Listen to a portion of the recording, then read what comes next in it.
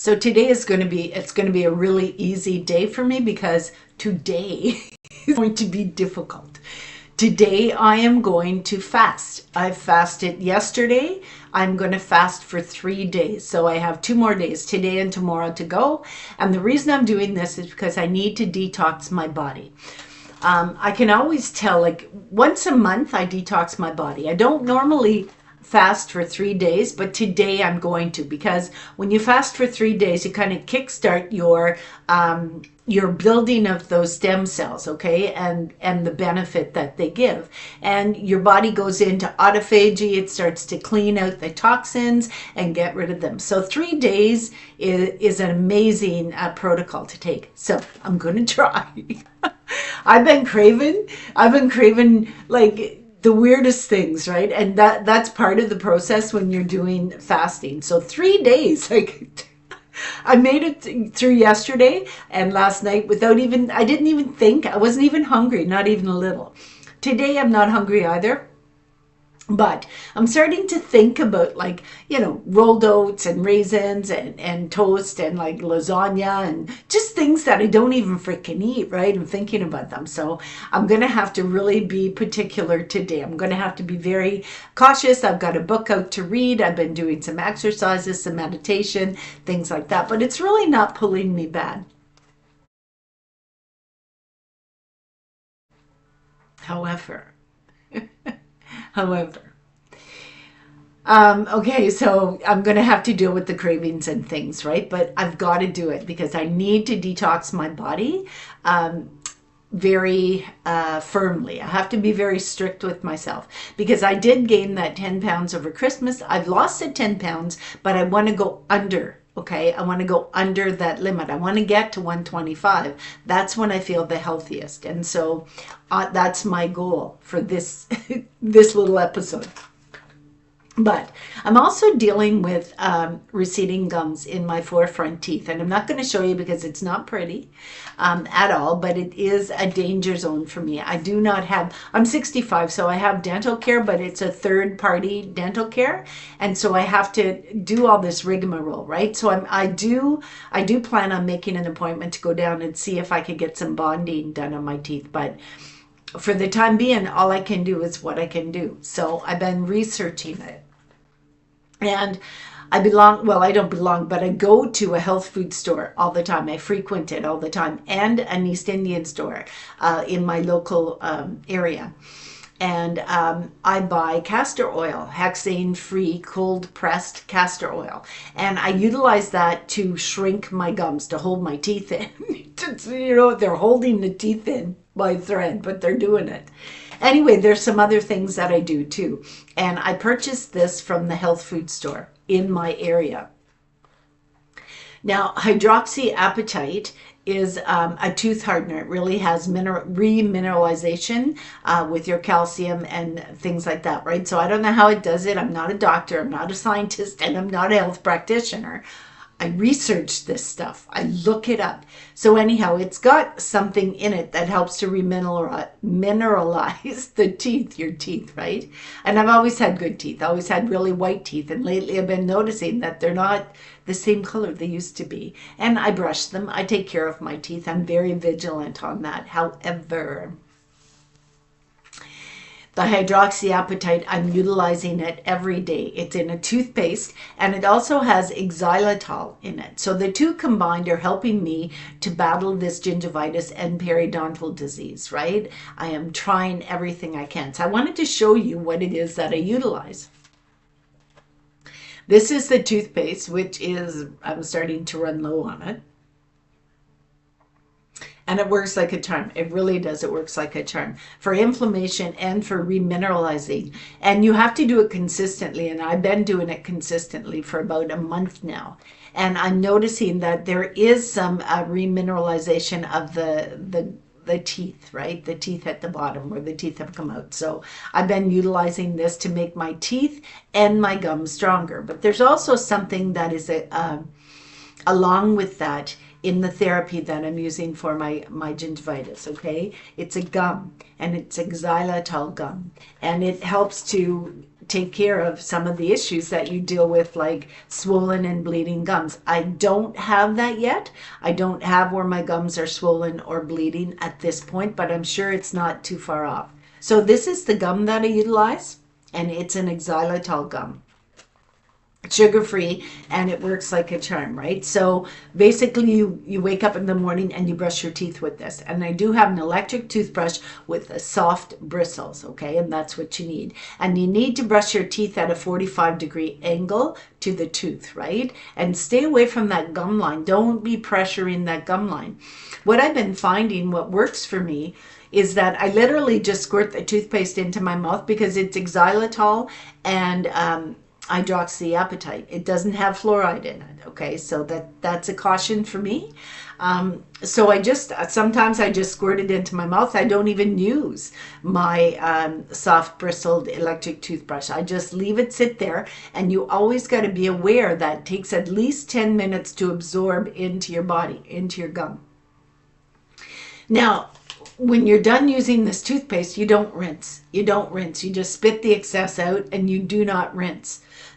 Because in the, I guess you could say saliva, right? When you're rinsing your mouth after you brush your teeth, you spit out the excess. But if you rinse again, you're taking the benefit out, because what happens is the xylitol and the hydroxyapatite will literally absorb into your gums, into your teeth. Okay, they will fill those little pockets in your teeth with mineralization. So be aware of that. If you're using this, don't rinse after, okay? Just let it sit on your teeth. But also, the big warning is don't rinse, but don't drink. Don't drink anything for half an hour after you're done brushing your teeth. So this morning, like normally I don't really pay a lot of mind to that. And I was literally rinsing the benefit of the hydroxyapatite. I was rinsing my mouth in the morning after I brushed my teeth, but I soon learned that's not what you do. So I have stopped that. I have stopped it, just boom, gone. It's gone. I don't rinse it at all. I spit out,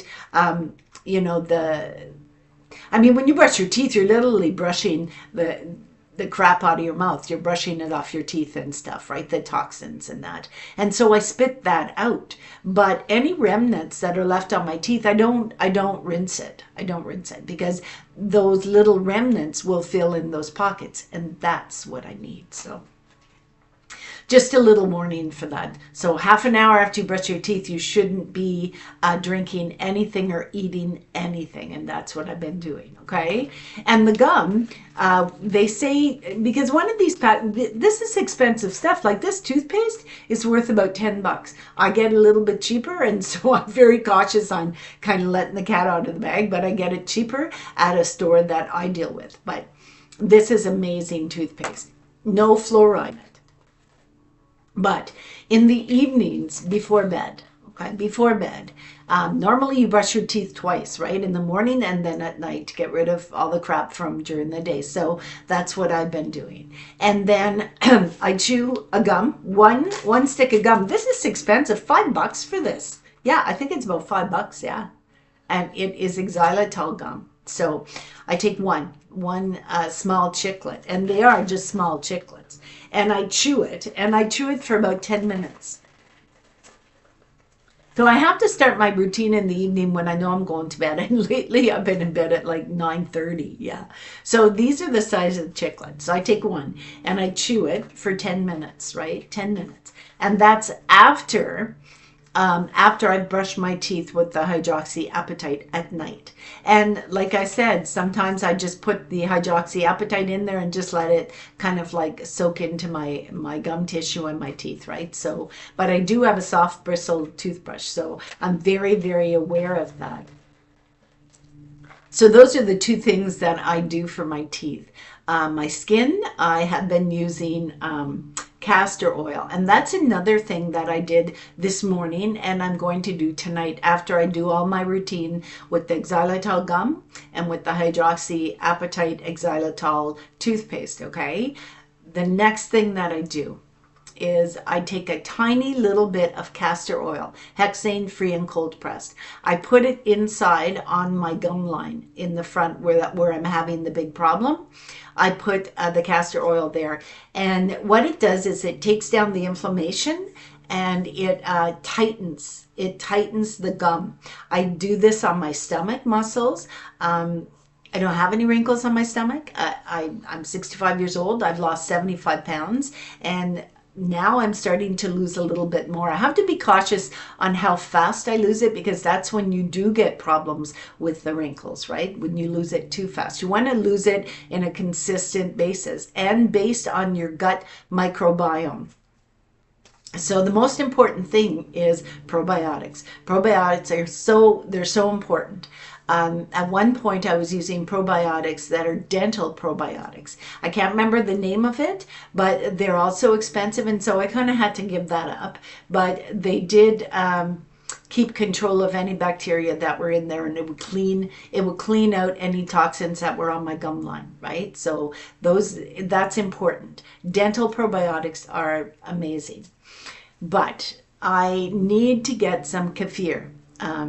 I use kefir to keep my gut microbiome in balance, and I've run out. I mean, I'm low income, I'm in Canada, so I've run out. But I'm going to replenish my probiotic, and I'm going to start once again very zealously doing my probiotics. That's 3 times a day, 6 ounces. So I do that for a period of a week. Like, my gut microbiome is it's fairly healthy. It really is. I am doing this detox, but that's for my health benefit. Okay, that's just to help boost my probiotic